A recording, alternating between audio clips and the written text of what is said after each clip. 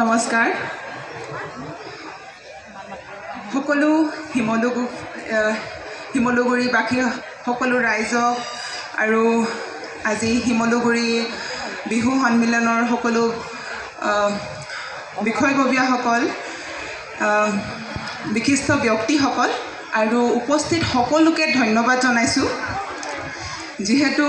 বিহু বুলি ক'লে সকলোৰে মনত আমাৰ মনটো উৎফুল্লিত হৈ থাকে আৰু যিহেতু আজি বহাগী বিদায় হয় আৰু মই এয়া শিৱসাগৰত প্ৰথমবাৰ আহিছোঁ আৰু সকলোকে একেলগে দেখি সকলোৰে মৰম চেনেহখিনি পাই মোৰ বহুতেই বেছি ভাল লাগিছে আৰু নিজকে বহুত বেছি সৌভাগ্যৱান বুলি অনুভৱ কৰিছোঁ যে মই আপোনালোকৰ মাজত আহিবলৈ পালোঁ আৰু আপোনালোকৰ এই মৰম এই সমন্বয় বঁটা মই পাবৰ কাৰণে নিজকে মই বহুত সৌভাগ্যৱান বুলি ভাবিছোঁ আৰু আপোনালোকৰ এই মৰমখিনিয়ে মোক উৎসাহিত কৰে যে মই খেলিব পাৰোঁ। মই নিজৰ যোনটো মোৰ লক্ষ্য হয় সেই লক্ষ্যটোৰ কাৰণে মই কষ্ট কৰিব পাৰোঁ। যিহেতু আপোনালোকৰ মৰমবোৰেই মোক ইয়াত শক্তি দিয়ে মই ভাবোঁ আৰু এই বহাগৰ এই মাহতে গোটেই বছৰটোৰ কাৰণে আপোনালোকৰ পৰা আশীৰ্বাদ বিচাৰিছোঁ যাতে মই অনাগত সময়ত আমাৰ অসমৰ নাম আমাৰ জাতিৰ নাম যাতে উজ্বলাই নিব পাৰোঁ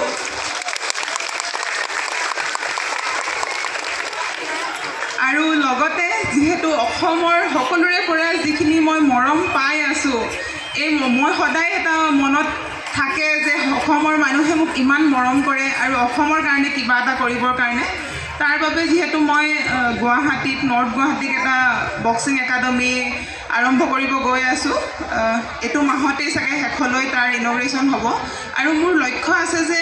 ইয়াতো হওক বা অসমৰ বিভিন্ন জেগাত একাডেমি খোলাৰ কাৰণ মই জানো আমাৰ গাঁও অঞ্চলত যিখিনি টেলেণ্ট থাকে আমাৰ অসমৰ ল'ৰা ছোৱালীৰ যিখিনি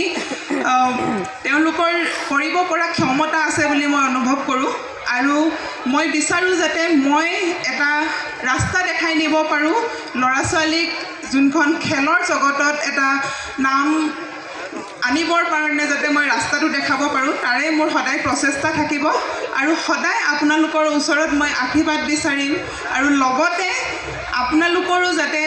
এই গোটেই নতুন বছৰটোৰ যাতে গোটেই বছৰটো সুখে শান্তিৰে যায় তাৰ বাবে মই ভগৱানৰ ওচৰত প্ৰাৰ্থনা কৰিম আৰু মই সদায় যাতে এই মৰম পাই থাকিব পাৰোঁ তাৰ বাবে সদায় মই